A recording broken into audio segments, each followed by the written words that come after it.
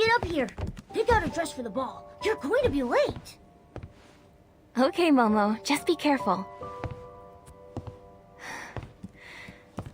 Really though, what I have on right now is great. Besides, I don't even have a date. Getting ready for the ball and weighing her outfit options, Nikki, having exhausted her own wardrobe, heads up to the attic to see if any of her mother's old dresses might inspire her. In the attic, Momo finds a gorgeous red dress hidden away in a closet, but what neither of them notice are the glowing red fungal spores. Nikki approaches the closet, her arm outstretched, pupils dilating as the spores begin their work, cascading from its fabric like deadly snow.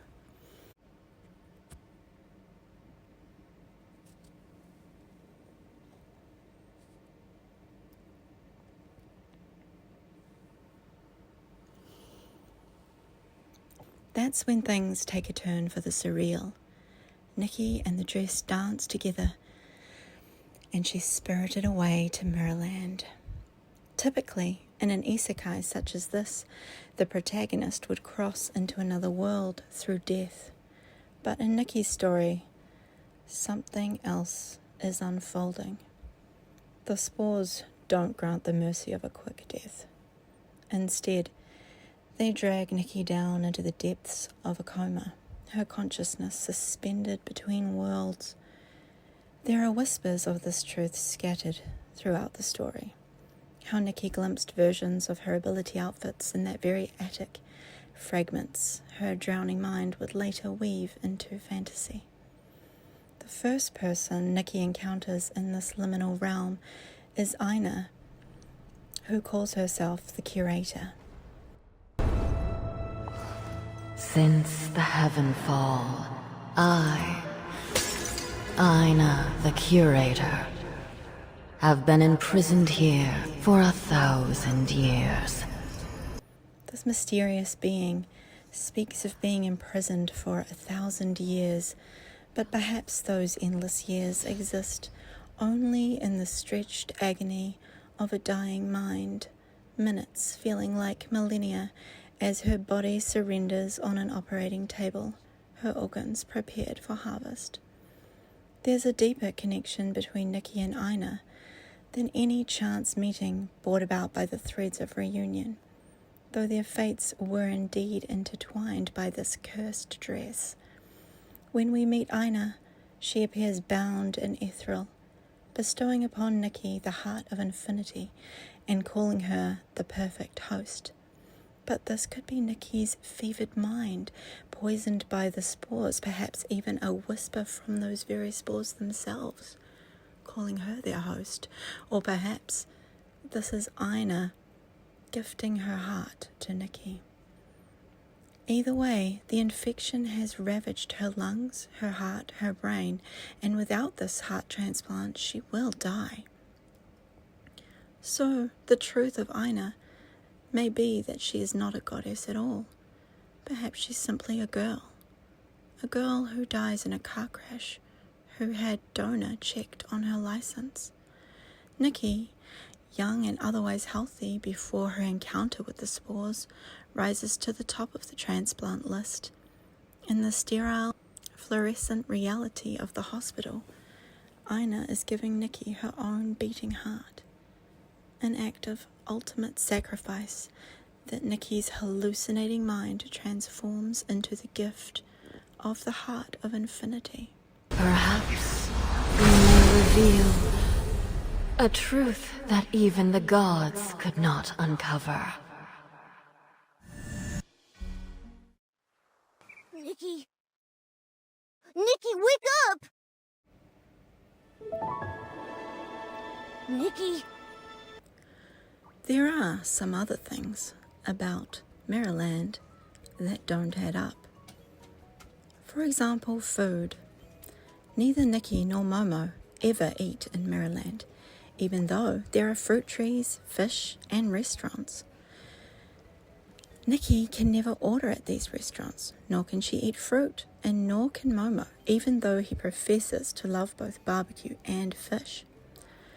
This provides a clue about both Nikki and Momo's true nature. Nikki isn't able to eat because she isn't really in Mirrorland. She is most likely in a hospital bed on a feeding tube.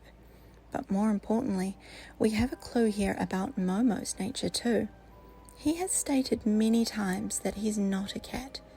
He plays at the idea of barbecue and fish, yet he never eats any more than Nikki does.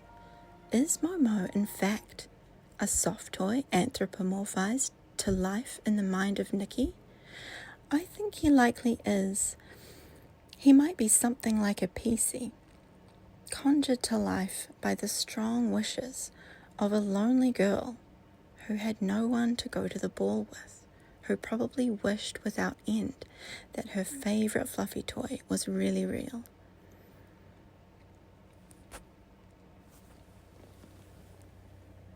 Map barriers. At the edge of the map, there is a colorless mist barrier. Sure, it could just be a stylistic choice, but given it was possible to create a barrier with impassable terrain, it must mean something. This could be a barrier as Nikki's mind fights against the spores. Perhaps her consciousness, as experienced by us as players, is being protected in this dream world from the spores. Chinese mythology provides compelling support for this theory. The ancient concept of Hong Meng describes vast mist as the protective veil that shields spiritual processes from harmful interference. Traditional Chinese medicine recognizes Wei Qi as the body's protective energy field, often visualized as mist-like barriers surrounding consciousness during vulnerable states. Wishful Arosa miracle outfit.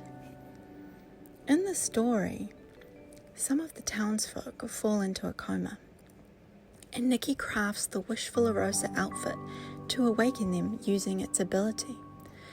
I believe this story element is Nikki's unconscious mind responding to her coma in much the same way that Dr. Bashir experienced representations of himself internally in Season 3, Episode 18 of Deep Space Nine, Distant Voices.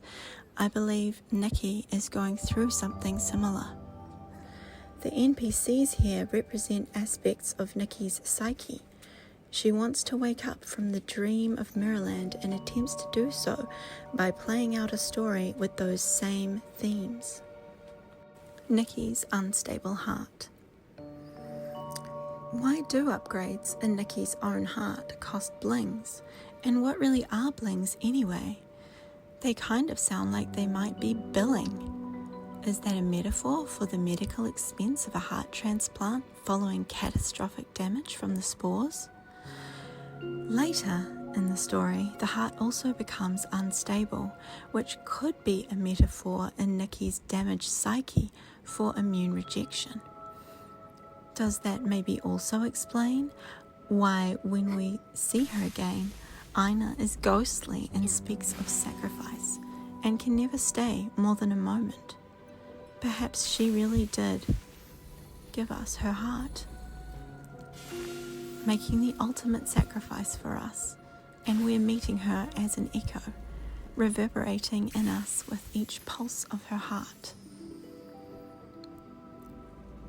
Nikki never met Aina in real life. Their interaction is biological. Nikki's blood is literally flowing through Aina's heart, creating this intimate connection that transcends the sea of stars and seesaw of despair. Patch 1.5 saw a major retcon of the story, with the removal of that initial attic scene we discussed earlier for new players beginning the game. It was replaced by Nikki awakening in a pool in a mystic dance between the phoenix and the fish. Many fans were very upset about this revision, including me initially. But then I thought deeper and realized this might actually be a plot device, an element of the story itself. Nikki, her heart only just recovering from instability or possibly immune rejection, is fighting for her life against the spore invasion. And this change in the story could represent not so much a retcon, but a forgetting. Perhaps they're showing us that Nikki herself forgot these key parts of her own story, hinting at the deeper truth. The spore has infiltrated the hippocampal areas of her brain. And in this state, her diseased brain has confabulated this fantastical jaunt on the backs of cosmic whales to fill the gap in her memory. The Sea of Stars itself is very interesting from this perspective. Its empty, liminal vibe has a waiting room quality. Other Nikkis moving through like sparkling ghosts. Perhaps we're observing some kind of quantum reality where infinite Nikkis are trying to survive the spores, though as the seer herself says, the timelines where Nikki can succeed are so few in number. The Sea of Stars, this place itself, might suggest that Nikki is drawing closer to the border between life and death. The seer is an interesting character too. She starts off as the Phoenix, which is a 5-star banner outfit which could be pulled. That hints that perhaps the seer is Nikki in the future. The seer then transforms into this pink-haired naked creature fractured by the heart of infinity. There are cracks and the heart itself is visibly sparkling inside her chest. Perhaps this is a version of Nikki that is more aware than the player character Nikki. Bao Bao is a panda from China. She may possibly be another real consciousness in Mirrorland. She said she got there by eating a strangely coloured bamboo. Nikki reveals she knows about pandas, which in turn tells us that Nikki might really be from our China. The strangely coloured bamboo mirrors Nikki's experience with the contaminated red dress. Both of these consciousnesses were transported to Mirrorland through contact with something that wasn't quite right, something that had been altered or infected. If this theory is correct, then Bao Bao might be another victim of the same spore outbreak.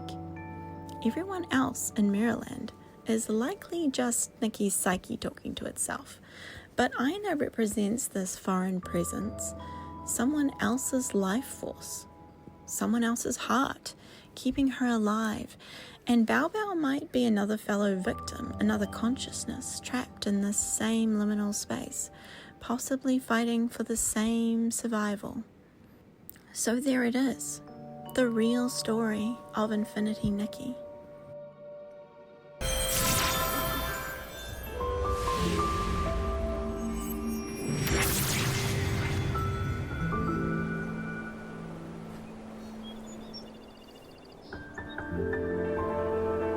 Drift in the wind, fables, stories, even the power of whim, let them drift away.